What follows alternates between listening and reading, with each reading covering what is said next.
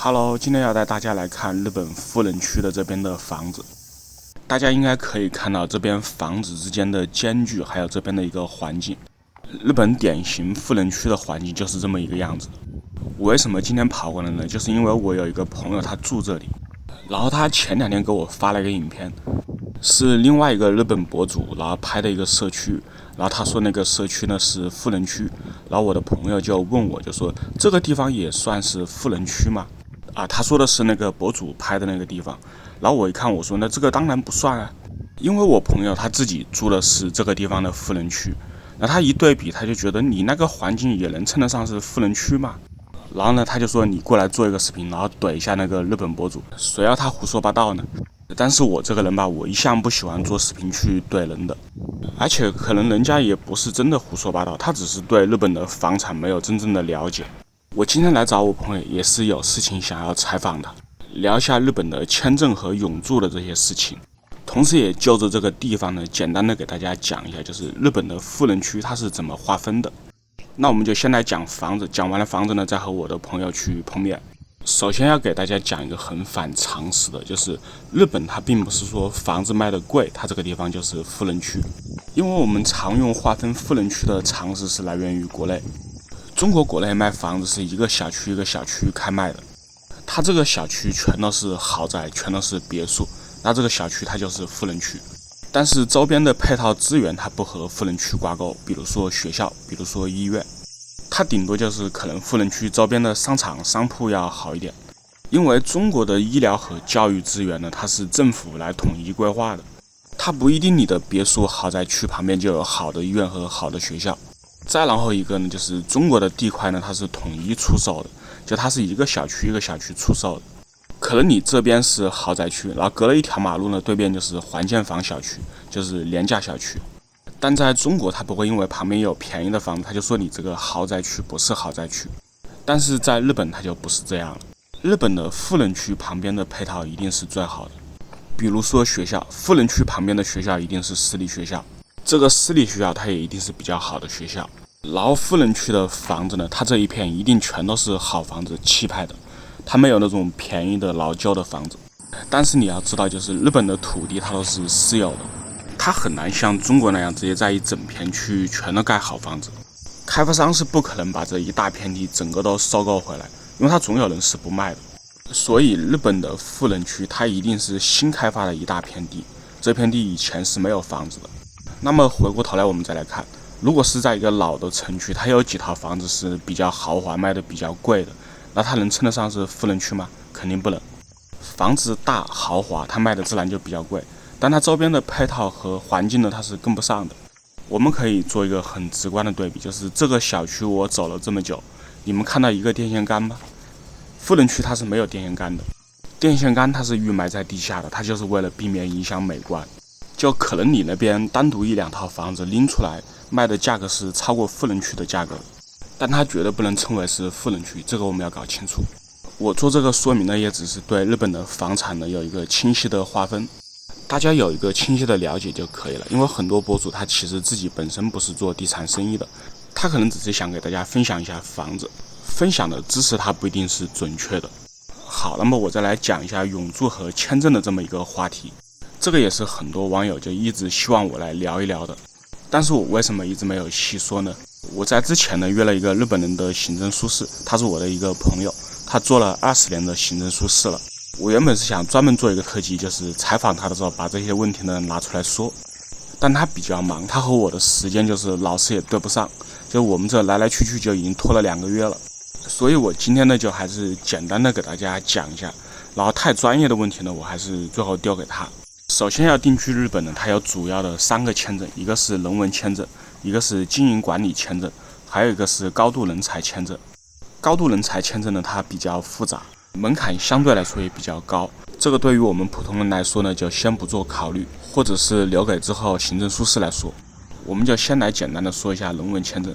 实际上人文签证呢并没有太大的变化，主要就是各方面的审查呢它变严格了，不像以前有很多它都是睁一只眼闭一只眼的，但它现在增加了一个硬性的条件，就是需要你有 N2 级别的日语水平，这个在以前是没有的。所以可能很多人以后会先申请一个留学签证，然后先去读2年的语言学校，再来申请人文签证。人文签证就是工作签证，就是让你先在日本找到一份工作，然后由你工作的这个企业呢帮你去申请签证。所以企业的规模对你申请签证的难度它是直接挂钩的。大企业、上市企业它基本上是一点问题都没有。小企业呢就要看你的企业是不是有连续的赤字，是不是真的有那个业务量需要雇佣一个人。然后新创的企业就要看你是不是空壳公司。最重要的就是要提交详细的事业计划书。这也是为什么我要把人文签证和经营管理签证放在一起说的原因。因为拿日本经营管理签证到日本定居的外国人呢，他原则上也是可以发，就是给你发人文签证的。比如说你有一个姐姐，她是拿经营管理签证到日本，然后她就可以给你发人文签证。正常来说，申请人文签证，只要语言过关了，有任2的语言水平，有本科学历，然后专业对口的话，你要申请下来都不难。当然，前提是你要先找到一个日本的工作。这个工作呢，可以是你在日本的亲戚朋友了，然后他们来聘请你。人文签证申请就是这个样子，它最重要的就是要有一个公司来聘请你。那么我们接着就来说经营管理签证。经营管理签证的以前的条件是投资500万，就是拿500万日元去注册一个日本的公司，然后以公司的名义去申请签证。这个在以前申请是没有任何难度的，基本上人人都可以申请。这也就导致了经营管理签证呢存在一个滥发的现象，所以现在经营管理签证呢，它的门槛就提高了，它从原本的500万涨到了现在3000万的公司注册金。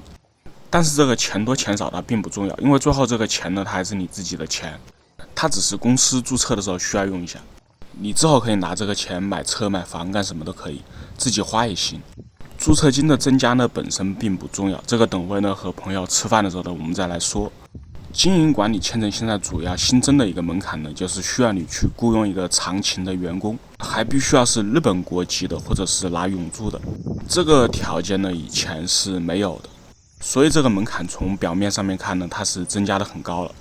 但是对于实际上真正想到日本做生意定居的外国人来说，这个门槛的提高并没有想象中的那么大的影响。因为你在日本做生意，你大部分的情况呢，你都是需要雇佣一个人。你语言不行嘛，你不会日语嘛，你不去雇佣一个人帮你的话，那你这个生意怎么做呢？对吧？这个大家能够想得通是吧？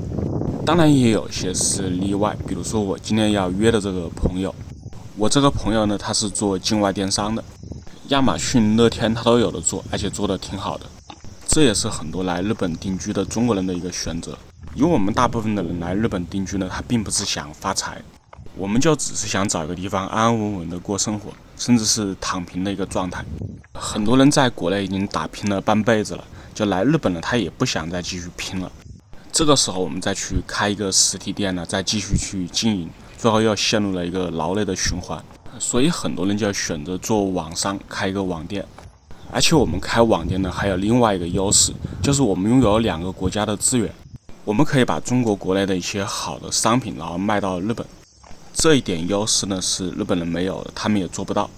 好，然后我现在就和我的朋友去会合了，然后我们去找一个地方吃饭，吃饭的时候呢再来聊一下这个事情。然后我现在就和我的朋友在这里碰面了，找一家你觉得好的餐厅吧，然后我们去吃。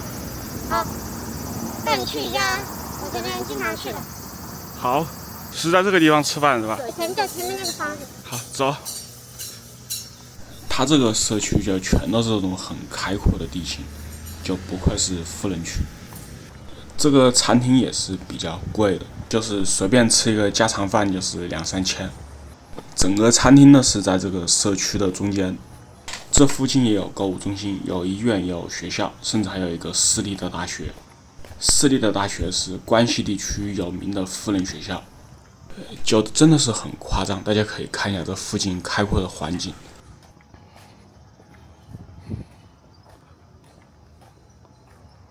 走，进去吧，就坐这里吧。这边点热。就是想问一下你，因为我们也是老关系了，然后像我的话，我觉得这个影响不是很大。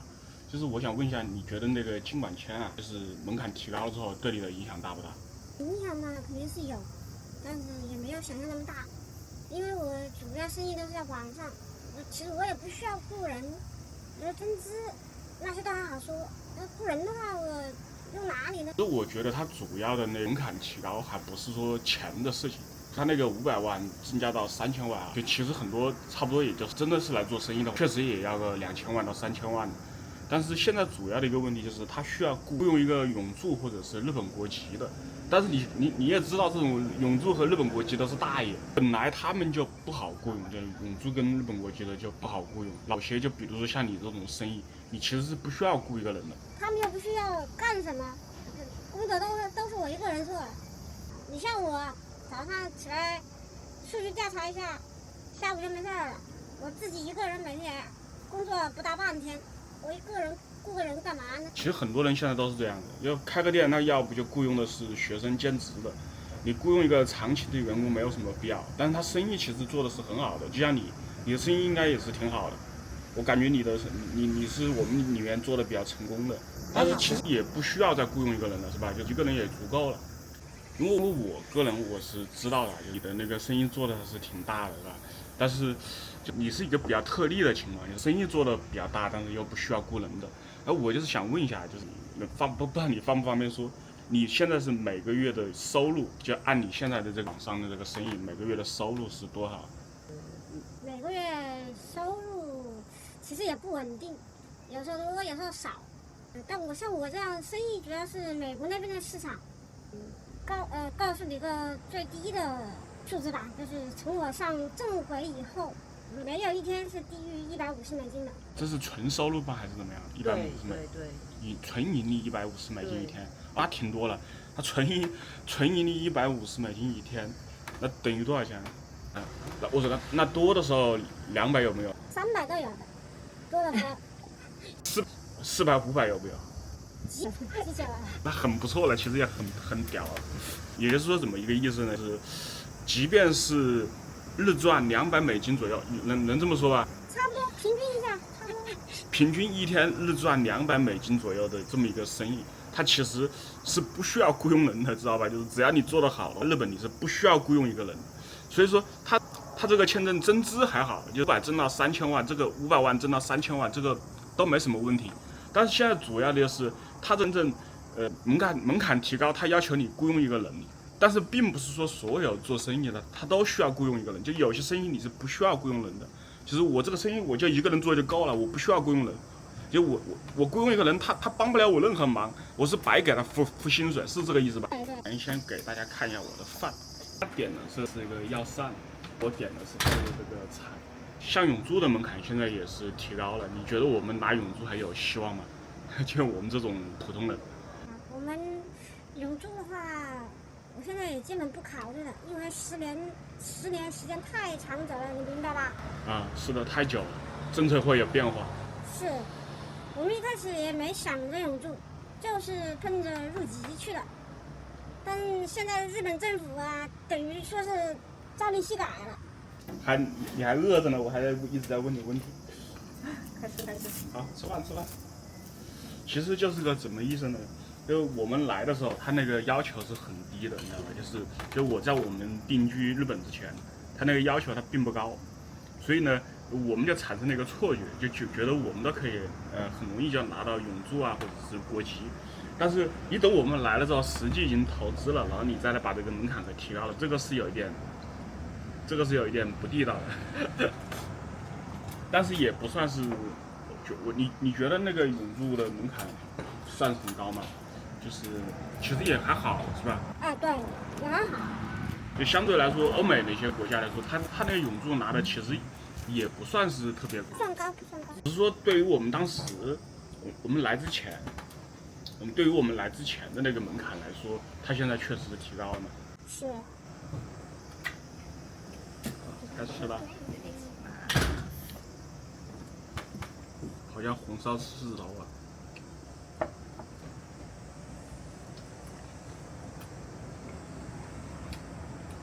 好像真的是狮子头对吧？你推荐这家餐厅还真的不错，是吧？还可以哈。其实我觉得他那个门槛提高啊，对于真正来做生意的人，还没有什么特别大的影响。是的，影响的就是那些怎么说呢？想考进学校的。对对对。你看之前500万日元拿一个经营管理签证，500万日元哪够做生意呢？根本就不够。那来了，那肯定就是考进学校打黑工去了呗。我还认识一个是来看病的，利用经营管理签。哦，拿了经营管理签之后报销是吧？对。就有医疗保险的可以报销。是。在日本看病便宜，知道吧？在日本看病非常便宜。其实你只要拿了签证之后，你的待遇跟日本人是完全一模一样的。然后呢，就有些人就利用这个漏洞，就是他说的，就是有些人他是来看病的，是个什么意思呢？就我办了一个经营管理签证，然后我不是花了500万办了个经营管理签证嘛，拿着这个钱我就去看病去了，大部分呢由日本政府报销。所以你要是这样搞的话，那他这个签证他就肯定不能够继续这样给你办了。所以其实那个雇佣一个人，我觉得差不多也是卡这一点，因为你不管是3000万还是500万，都差不多嘛。我也可以3000万注册，拿一个签证还来看病呗，是不是？对，做本分做生意的来说，3000万、500万没什么区别吧？不管是500万还是3000万，其实它都没有什么问题，就主要就是雇佣一个人它是有问题的，因为并不是说所有的生意我们都需要雇佣一个人，或者是说我们雇佣的那个人他帮不上忙。然后他帮不上什么忙，就是我们可能需要的是技术型的员工，就比如说我的朋友他做的这个生意，他真的要雇佣的人的话，他肯定也是雇佣一个中国人，你雇佣一个中国人更有用吧？对对，对吧？好沟通嘛。你好沟通嘛，然后你很多技术上的东西，其实日本人的技术上的东西很差的，特别是网店这种东西，日本人玩不转，他们不会搞。以前日本政府为什么是500万的那个经管签的这个门槛呢？他是这么想的，日本人是这么想的，他就觉得你来了之后，你再慢慢看，你觉得日本合适，你再追加投资。日本是这么想的，其实大多数正常人他也是这么做的，但是你扛不住，还有一些小人，他们来了，他就不是来投资的，他就是来打黑工的，来打黑工或者是来看病的，是吧？对，投资老板。那没办法，所以日本就没办法，就是说，那你要这么搞的话，那我就只能够把这个签证的门槛给提高了，从500万提高到3000万。就是说，只是这个资金提高的话，对于我们普通人的影响并不大。我们主要的问题就是，他现在要求雇佣的这个人，对我们来说是很犯难的一个事情，因为他要求我们雇佣的是有日本国籍或者是有永驻的，这个实际我们是用不上的。就你不管是日本国籍还是永驻，万一他的那个技术型，他跟我们是没有关系的。而且日本国籍和永驻我们是非常难雇佣的。首先我们雇佣一个日本国籍，他至少要和我们可以沟通吧。那他的中文是不是要会一点？他不会中文的话，如果我们的生意是和中国人有关系的，那他怎么对接呢？对吧？他怎么对接？不管是我们是和台湾有关系的生意，还是和中国大陆有关系的生意，你雇佣一个日本人，他都没办法完成你这个生意。他必须得会一点中文，就比如说我朋友，你应该也是有生意是。我那边还是得会一点英语，生意都是在美国。那日本人更完了，日本人的英语也不行，日本人的英语是很差的，比中国比印度都差。那你要雇佣一个日本国籍的，你让他搞你美国那边的，他英语不会，他怎么搞呢？所以说这个东西很麻烦。就是说，你要求雇佣的是日本国籍或者是永驻的，这是一个很麻烦的条件，就不是说所有的人他都能够用得上的。就我增资没问题，你要我挣3000万，你甚至要我挣到5000万，这都可以好说。2个人吃完了4490，大家觉得贵吗？因为今天天气很凉快，我们就坐在外面吃了，同时呢也是聊天的时候可以不打扰到其他的人。还有支付宝付款。这个餐厅旁边还有一个小的那个店，像这些小摆件还是挺有意思的。这种富人区的小商店它全都是这个样子。我在这看了一下，它这随便一个小香薰卖27000，我也不知道那个香薰里面是金子做的还是怎么样。今天吃饭就是聊着天把饭给吃完了，可能有些唠叨，但是这些呢全都是干货，是我们现在在日本定居的人对这个移民的门槛提高的一个感受。就比如说我的朋友，他本身是有钱的，他来日本本来只是想躺平过一个生活，并不是什么想做大生意。然后他刚刚也说，就是因为这个门槛提高了嘛，那么就牵扯到后续签证更新的一个问题，他就必须要再去开展一个新的生意，因为他现在这个生意呢，他不需要雇人，所以他可能再去开一个店，然后用这个店呢去养活这个签证，他去开一个店，然后再雇佣员工。所以其实怎么说呢，就是如果你本身就是开实体店做生意的，那么这个经营管理签证的门槛提高呢，对你的影响其实是不大。我今天也是拿我的朋友举一个特例，就是确实有这么一部分的人群，他们是合法合规的做生意的。比如说他一个月赚$6000，那他这个生意怎么小呢？这都快100万日元了。然后我们现在再来喝个咖啡，然后吃个甜甜圈，这也是他推荐的，他经常会来这家店坐用。就来个这个吧，再来个这个。这里吧，这两个是简单的在这里喝一个咖啡，然后歇一会儿。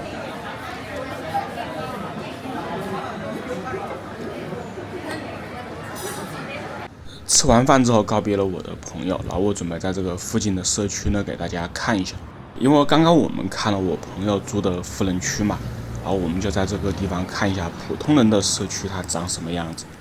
因为这个地方的房子呢它也很好看，但是呢它就不能称为是富人区。好，那么我们现在就走进这个地方看一下吧。